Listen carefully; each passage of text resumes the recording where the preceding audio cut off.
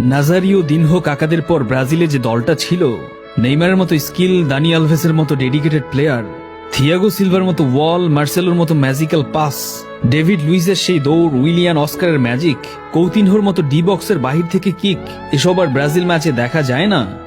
গত কয়েক বছর আগেও ব্রাজিলের জয় নিয়ে টেনশন করা লাগতো না, বরং কয় গোলে জিতবে সেটা নিয়েই ভাবনায় থাকতো দর্শকরা। আবার সেই পুরনো ব্রাজিল কখন যে ফিরবে? 22টি বিশ্বকাপের সবগুলোতেই অংশগ্রহণ করা ব্রাজিলের বিশ্বকাপ খেলা নিয়েই শঙ্কা। এমন পরিস্থিতি তো ইতিহাসেই বিরল। তবে 2002 বিশ্বকাপ আগেও কিন্তু তারকাখচিত ব্রাজিল দলটি খুঁড়িয়ে খুঁড়িয়ে বাছাই পর্ব অতিক্রম করেছিল। সেবার মূল পর্বে কি ঘটেছিল তা আমাদের সবারই জানা। এবারও কি তেমন কিছুর প্রত্যাশাতেই ব্রাজিল সমর্থকরা বুক বাঁধবে? তার উত্তর সময়ই দেবে। যুগের পর যুগ ব্রাজিলে অনেক কিংবদন্তির জন্ম হয়েছে নান্দনিক সাম্বা ফুটবলের কারিগরি দিয়ে, আর গত এক যুগে তার ছিটে ফোটাও দেখা মিলে না। হারিয়ে যেতে বসেছে ব্রাজিলের সেই নান্দনিক ফুটবল।